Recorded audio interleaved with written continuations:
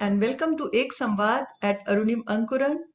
Today we have a very special guest and we are going to have a conversation about life and spirituality with Shri D R Kaarthikeyan, IPS retired, former Director CBI, Director General National Human Rights Commission, Special Director General CRPF. Welcome to Ek Samvaad, sir. Thank you so much for accepting the invitation. Thank you. It's a pleasure for me to join you. A word about Arunima Ankuran. This is an initiative for positive social change through self-development. The goal is greater well-being and happiness for all. At Arunima Ankuran, we believe that each person is unique and special in some way, that each person can have an impact, that each person can make a difference, and that is what inspires us and keeps us going. Shri D R Kaarthikeyan is a former IPS officer, 1964 batch and Karnataka cadre from Tamil Nadu, who has held various offices like I just mentioned earlier.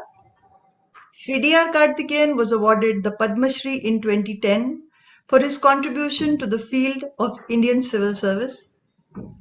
He has authored a book, The Triumph of Truth, the Rajiv Gandhi assassination, the investigation, and it is an honor and privilege for Arunima Ankuran to have him here with us today. Thank you so much, sir, for joining. I'm so grateful. Thank you. It's a pleasure for me. So we will start with a question about your childhood, how you grew up, how you got into the police service. Just talk to us about that. Well, I am from an agricultural family in a village called Devarayapuram, not far from Coimbatore in Tamil Nadu. So I was born in a village and brought up with basic education, like Panchayat school there, then municipal school, government college, like that. My father was a farmer and he was very keen I should study. And so they brought me to Coimbatore. And from there, I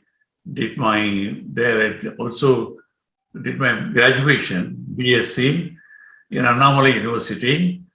It's subjects like chemistry and agriculture. Agriculture was my passion, also profession. But then I joined MSc horticulture, but I had to discontinue because my father was not well. So I had to go back to my village, looked after him and looked after farming also, practically. When he became all right, he was insisting I should study further. So I saw the conflict situation in the rural areas all the time, people fighting over small bits of land and resulting in violence cases and all that. So I thought I will do law. I did my law, became a lawyer. I was happy to settle disputes in the rural areas so that they don't go waste their time and energy and money in police stations and revenue buildings and courts and all that. But my father was very keen I should join services because my colleagues have joined services. So to fulfill his desire, I appeared for the Union Public Service Commission examination. I selected many services. I chose IPS, Indian Police Service, 1964. Then I was allotted to Karnataka cadre. I was superintendent of police in some districts. And like that, it goes on, a long career. I was there, then I went to Australia, I went to Moscow on further studies and all that. And I was ultimately in Central Reserve Police Force. I joined. Then at the time, former Prime Minister Rajiv Gandhi was assassinated on 1991, 11 September. So I was requested to take up the investigation by the government of India. So I accepted the task and then continued and a lot of struggle. It was considered an impossible case.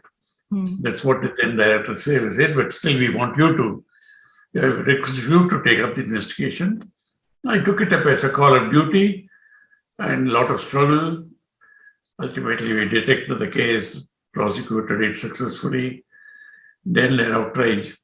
I was offered to go as ambassador to another country because of the work done by me. At the same time, the National Human Rights Commission chairman requested me to join the commission.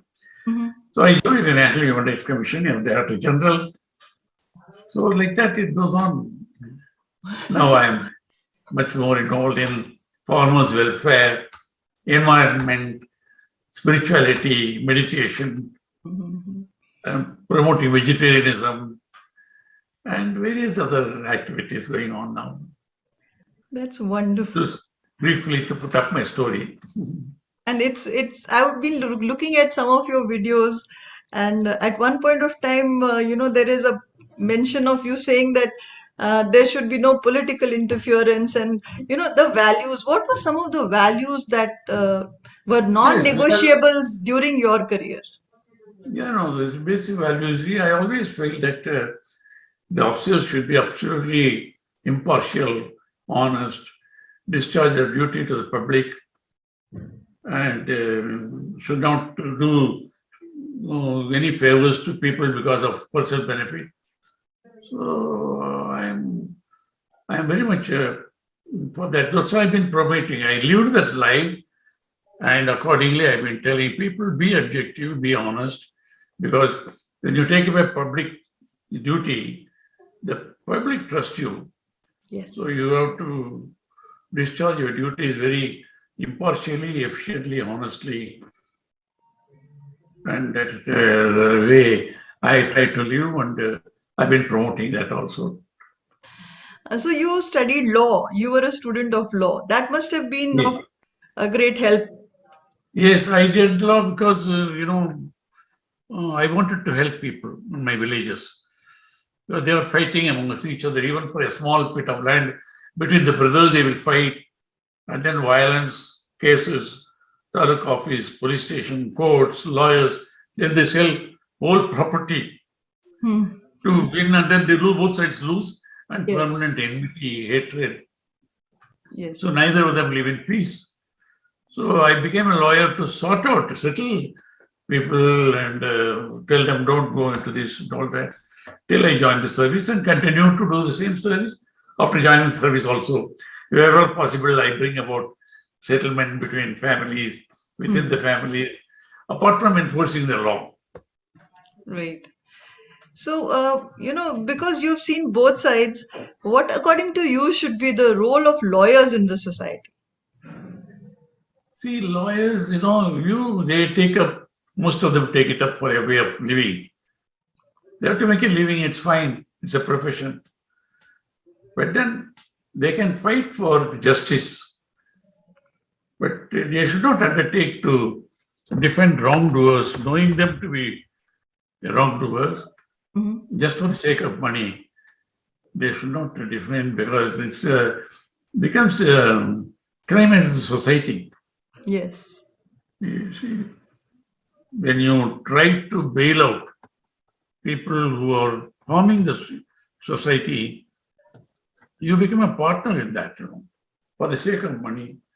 Lawyers also can perform their duties, standing on the side of the right, ensure that nobody is harmlessly harmed, all that. Lawyers have a big role to play, no doubt about it.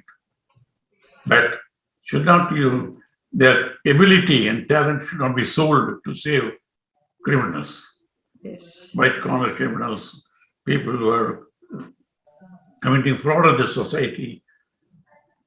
They should not defend them just for the sake of money. You've had a very illustrious career.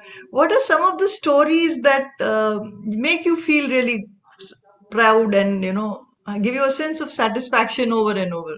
See, whenever you are able to prevent a crime, prevent a riot, law and order situation, that gives a lot of satisfaction because a police officer, an executive police officer has so much opportunity to serve individuals, families, society as a whole. When others go mad, the police officer must maintain his equanimity, calmness, Yes. without losing his head. There have been riots, 10th of some people will get excited. an accident suddenly take place in a factory or outside the factory, a worker is run over by a company. The thousands of people, the number of instances. They know if they go beyond a point, they can indulge in violence, riots. So at the same time, police also has to act with a lot of caution. So I have walked into gathering of 10,000 people all alone, because if you go with the force, there will be a provocation. Suddenly they may attack the police, and police will use methods like lathi charge, tear gas. For that, one officer, the leader, has to take the courage to walk into the crowd all by himself. Go and address them, bring sanity to them, tell them what they are doing is not correct. So an accident has taken place. Yes, we will punish the wrongdoer, the driver and all that. For the officer, don't try to burn vehicles, obstruct traffic and all. There are a number of times we have done it. Same thing. Public sector workers strike. Lakhs of people go on strike for a long time sometimes. Then they are desperate because for months together they don't get the salary. We had when I was Deputy Commissioner Law and Order Bangalore, central public sector units went on strike for 4 lakhs of people at the same time. For months together, they were not getting the salary. So some of them indulged in even crime because to support their families. So at that time they get angry, and then we have to go and, without losing our patience, try to calm them down. It's a big challenge. You have to take the risk, but we have to do it because it's a public service. Yes. Very often, if the leader takes the responsibility, you can solve it. Otherwise, you also get angry. You fire, you use force and open firing. People get killed. That results in more fire, like that. You need a lot of patience and calmness. Take a lot of responsibilities, because the decision of a police officer at that moment can decide in anything. If your decision is wrong, you have more violence, killings, and all that. The whole society gets affected. It's a tremendous responsibility of police officers dealing with law and order situations, criminal rights situations. That's one thing. And number 2 is, of course, detection of crime is very important also. So when others go mad, the police officer has to maintain his sanity. For that, he needs a lot of restraint, a lot of training, not only physical fitness, mental alertness, yes, emotionally. So that's why I've been promoting meditation. Yes. Meditation, yoga and meditation, because it makes you remain calm when others go mad. So you can become responsible, but you can't be reacting to every situation. Yes. So response is different from reaction. Response means calmly you decide what to do it. Reacting means with same anger you also react. So this way, more than anybody else, a police officer, the executive police officer, has to maintain his sanity when others go mad. For that, you need a training. Meditation is the best. Spirituality, meditation, for anybody it is important. Yes. Particularly people in charge of situations, leaders. Very important. So when you were a young officer, also you had this perspective on spirituality, or it came to you as you progressed in your career and through the I always had, because I'm brought up in a spiritual background. But then with maturity, for a period of time, you go through life, learn lessons. So it becomes more developed as you keep going through experiences in life. You realize ultimately these are the values which then we train younger officers also to do the same thing. Yes. Yoga and meditation, yoga for physical fitness, also for mental fitness also. All that thing. So I quit quoting Mr. Narendra Modi, Honorable Prime Minister. That's when I met him just before he became Prime Minister in Gujarat. I am the chairman of the Gujarat State Advisory Council on the ambulance service. There is an organization called EMRE 108 based in Hyderabad. very efficiently run ambulance service, the largest service in the world actually. Oh. I am a part of that from the beginning, and very well trained people. Now, even now, 14,000 vehicles are there flying around all over. It's covering 75% of the population of India. You just ring up 108, they pick up immediately, they direct it's a problem, it's incident, an accident. They tell on the wireless, the vehicles going around go to the spot, immediately pick up the people concerned, give them emergency treatment, take to the hospital. About 500 lives are saved every day. Wow. More than 100 children are born every day in the moving vehicles. That's Yes, that's the largest amazing. ambulance operator in that world. In fact, it's called the. So I'm the chairman of Gujarat State Advisory Council. So I used to go once in 3 months, then meet my officers and meet the chief minister. Used to be Mr. Modiji at that time. He's very fond of that service and all that. So I asked him, how do you do so much? And he was a prime minister candidate at that time, traveling all the time. He was chief minister of Gujarat. I said, chief minister of Gujarat, it's a important, very, very taxing job, but you are a man of perfection. How will you do candidate for the opposition, for the prime ministership? And the chief minister, how will you manage both? He said, Kaarthikeyan, I get up at 5 o'clock in the morning, every day, 90 minutes of yoga, pranayama, meditation. Without that, I don't start the day. So even at the end of the day, I am not tired, I am fresh. So even today, see how much he is traveling. All the time. You see him every day in every function. Non-stop. That is the secret of his fitness. Also maintaining his equanimity. Yes. So I keep telling everybody wherever I go, you see, oh, where is the time? I said, are you busier than the prime minister? If we had find the time even today, 90 minutes a day, Yes. each one of us can easily do it, half an hour. It's good for your physical fitness, mental alertness. Emotional health is very important. Physical health is important, mental health, intellectual health is important, but far more important is the emotional health. How you conduct yourself, how you react to situations, how mature you are.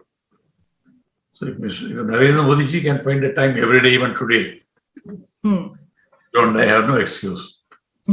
That's so true. And practicing meditation and yoga, your sleep time comes down. You become more efficient. So that's what I do nowadays.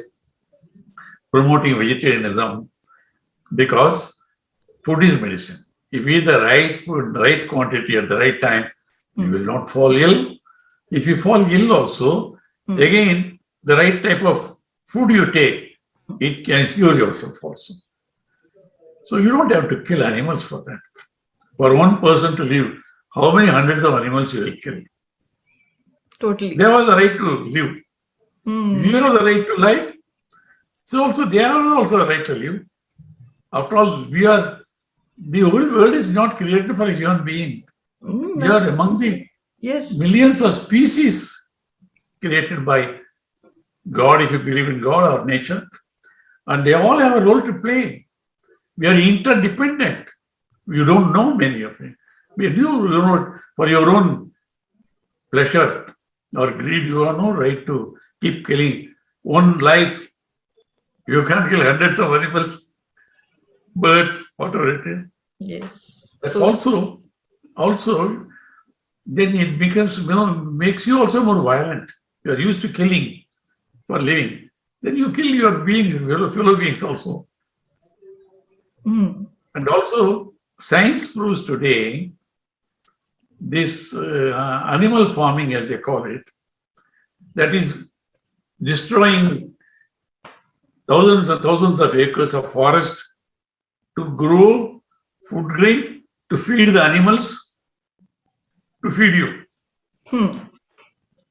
Yes. You're destroying the forest. That is why the climate change, untimely rain. So you are seeing what's happening around the world all over. Yes, true. Absolutely. That's because we are destroying the forest, dealing with nature. And also the methane, these gases create global warming. Hmm.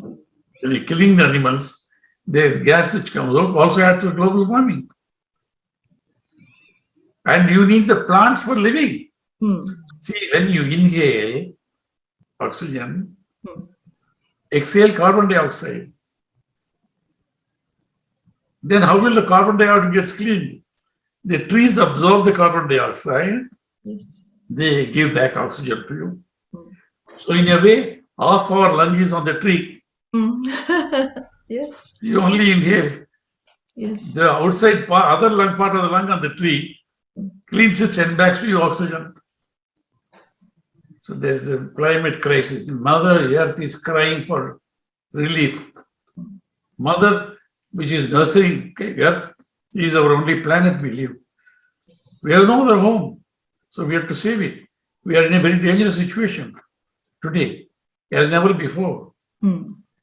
If we don't change, if we don't care for the environment, if we don't grow more trees, if we stop, unless we stop cutting the trees and forests, Hmm. what will happen is disaster. In another 50 years, 100 years, our generation, future generation will not have pure air to breathe, pure water to drink. They will curse us as most irresponsible generation. So you have to care for your own future, care for, after all we have received Yes. is granted by our ancestors. They lived comfortably, Hmm. but they did not destroy the nature. It is Hmm. only in these last 100 years we do all the destructions, forgetting that there are more future generations to come. We are not the last generation. Yes. So we lead a responsible life. Again, for that, meditation helps you to understand that. No amount of teaching is love will teach you. Hmm. When you start meditating, Hmm. within, I realize automatically what is right, what is wrong. Hmm. Makes me responsible, makes me a responsible person, makes me a responsible citizen of the world. Yes. Yes. Out of that responsibility, you act responsibly. Then, all these violence, killing, endless greed, and all these new types of, all this disease, from where do they come? Yes. So they say actually, even this COVID-19 has come as a Hmm. warning to humanity. Better behave yourself, Yes. be responsible. Yes. Otherwise, I am an invisible person who can threaten the whole universe. Very true. Very true. And I think it has, given people a chance to look within and at least introspect about what has been going on for far too long. I got a letter from Corona. Mhm. Can you believe? I will read it for you. Shall I read it out for Yes, you? please do, sir. Please do. Yeah, out of compassion for humanity, Corona has sent a message through me to the world, Yes, telling that I please do. will. I'll just read it out. Give me the book. I'll read it out for you. Letter received from Corona. Hmm. Hmm? Yes, please read it. Okay. I say ultimatum from Corona. Stop pollution and care for planet Earth, your only home. The earth whispered, but you did not listen. This is Corona speaking to you. Arunima, Ankuran. Corona, COVID-19 speaking to the audience through you, Hmm. through me. Hmm. The earth whispered, but you did not hear. The earth spoke, but you did not listen. The earth screamed, but you turned her off. And so I was born. Corona says, so I was born. I was not born to punish you. Hmm. I was born to awaken you. The earth cried out for help. Hmm. Massive flooding, but you did not listen. Burning fires, forest, but you did not listen. Strong hurricanes, but you did not listen. Terrifying tornadoes, but you did not listen. You still don't listen to the earth. When ocean animals are dying due to pollutants in the waters, glaciers are melting at an alarming rate, severe drought on one side. You did not listen to how much negativity planet Earth is receiving. Non-stop wars, non-stop greed going on everywhere. You just kept going on with your life. No matter how much hate there was, no matter how many killings daily, it was more important to get that latest iPhone for you. That is more important than worry about what the earth was trying to tell you. But now I am here. Now I am Corona, I am here. And I have made the world to stop on its tracks. I have made you finally listen. I have made you take refuge. I have made you stop thinking about only materialistic things. Now you are like the earth. You are only worried about your survival. You and I, each one of us. You are only worried about our survival. How does that feel? I gave you fever as the fires burn on earth. I gave you respiratory issues as pollution filled the earth air. I gave you weakness as the earth weakens every day. I took away your comforts, your outings. You're all confined to homes nowadays. Everything, yeah, totally. The things you would use to forget about the planet and its plane. You forgot about the planet because you are enjoying your own comforts. So and I made the world stop. And now China has better air quality. Skies are clear, blue because factories are not, now the skies are clear and blue because factories are not spewing pollution into the earth's air. The water in Venice is clean and dolphins are being seen because the gondola boats that pollute the water are not being used because everything came to a stop. Yes, yes. You are having to take time to reflect on what is important in your life.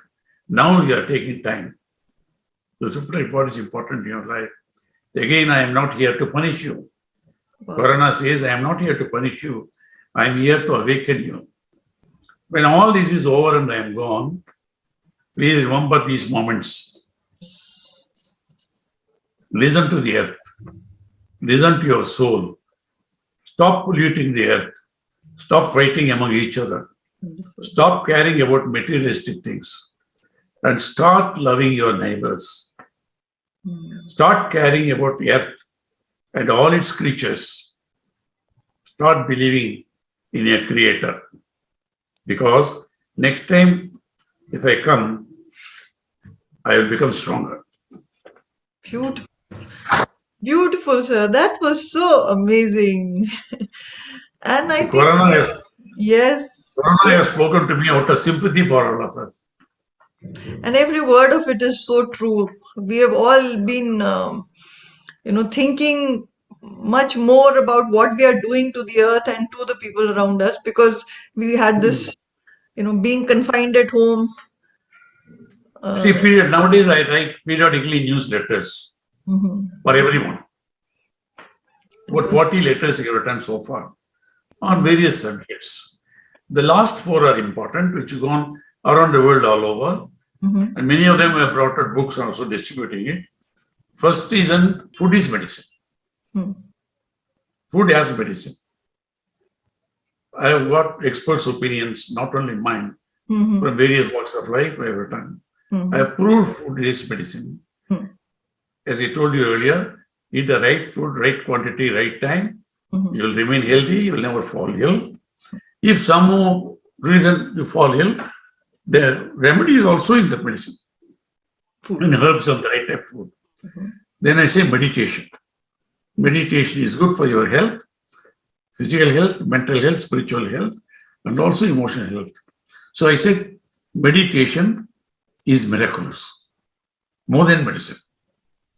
That also I got all the masters there.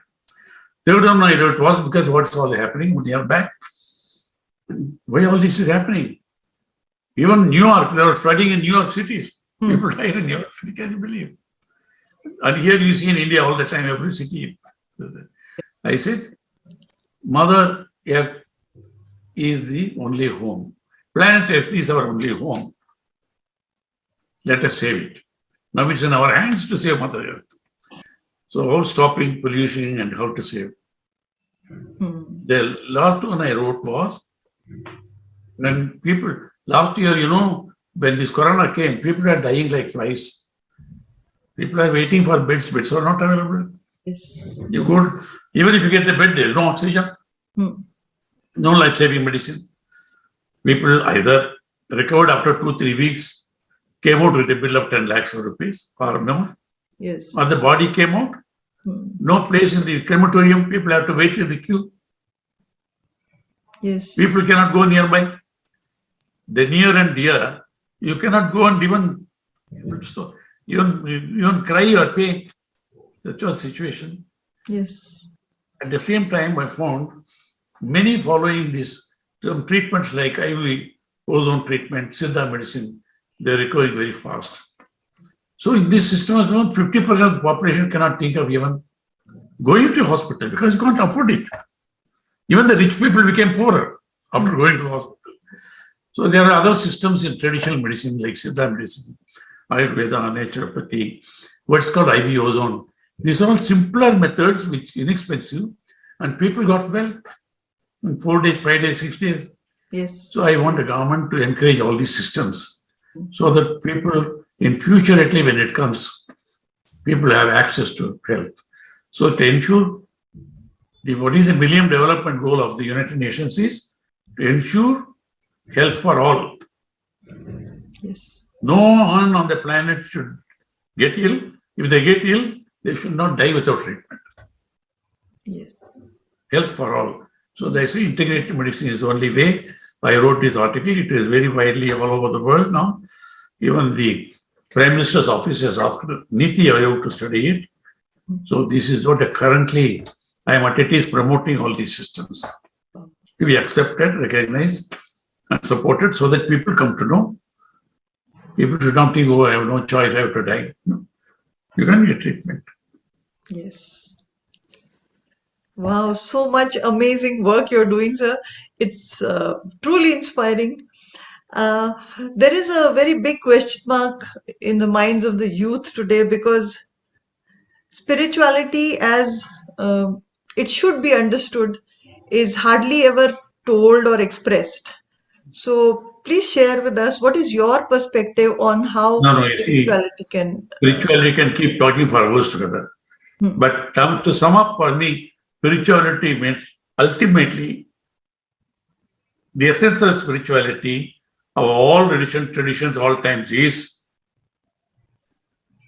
be good, do good. Be good, do good. For that, you have got a duty to take care of your health. Unless you are healthy and fit, Yes. you become liability. It's your duty to take care of your health, God-given body. The divine lives in this human body. Yes. So the temple of where God lives has to be taken care of. Yes, absolutely. That's very Then true. only you can learn anything in life, do anything in life, achieve anything in life. Even spiritual masters, what can they attain without a healthy body? So true. So So true. that is your first duty is to be healthy. For that, what can be done? Simple methods, eat the right food, right quantity, right time, do some yoga, meditation, take care of the physical, mental, all these aspects and all that. And then try to be, of course, you take care of your body, take care of your family, it's your duty. But apart from that, you must also take care of at least one person outside your family who is less fortunate than you. One person. Yes. If you can help more people, that's well and good. The larger number of people to serve, that is, you are really spiritual. Those, again, to sum up, only two things you have to do. That is, I will not cause any harm to any other person or being.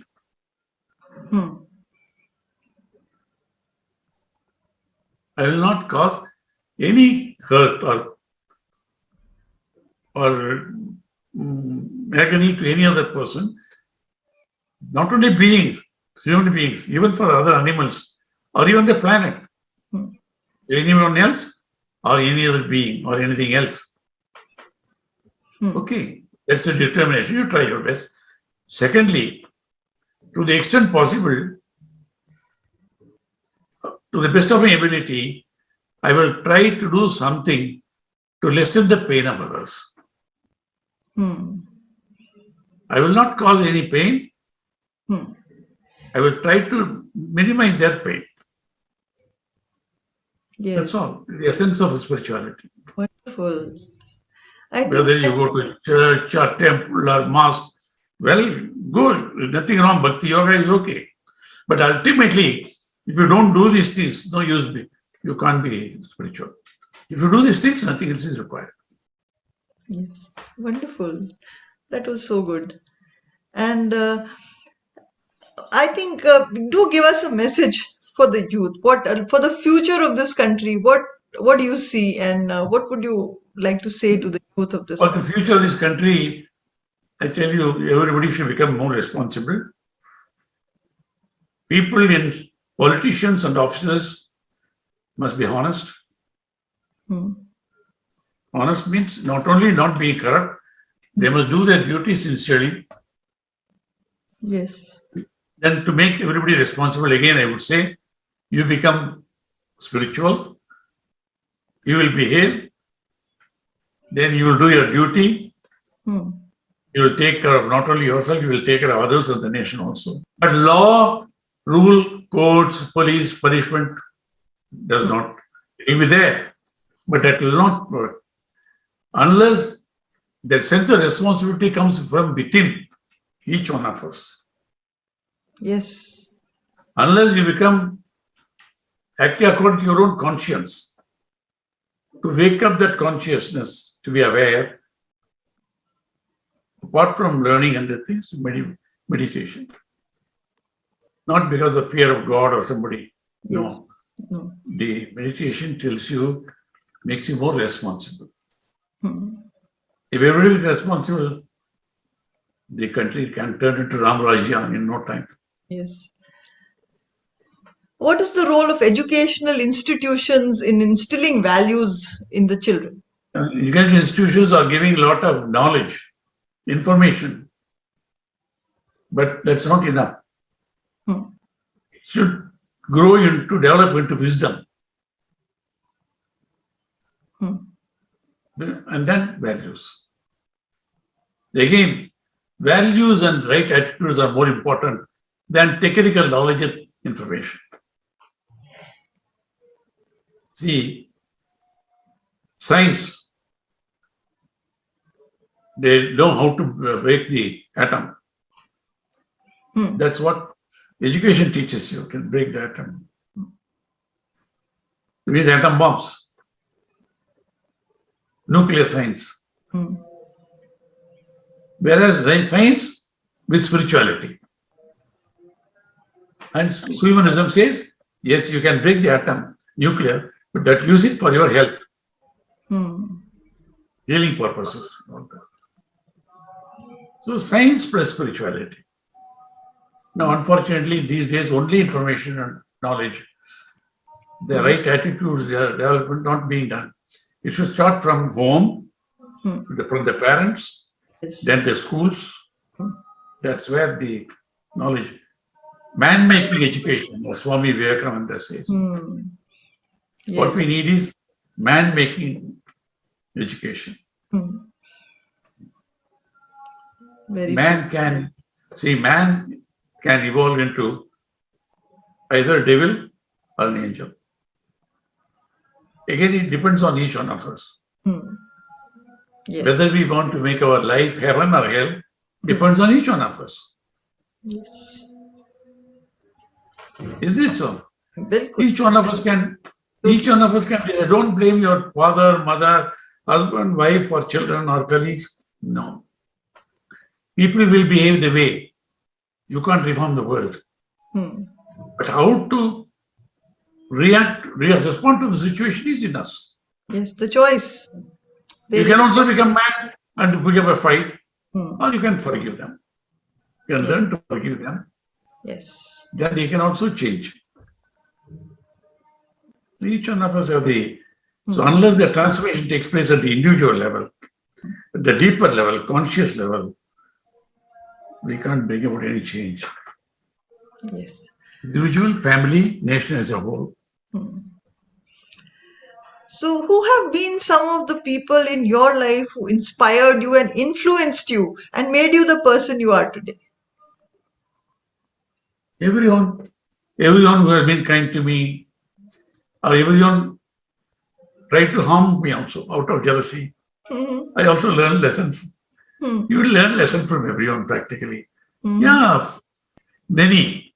You can say Mahatma Gandhi, for instance, Buddha, Mahatma Gandhi, and I'm talking about lived who we know very well. Swami Vivekananda, and many great masters every day.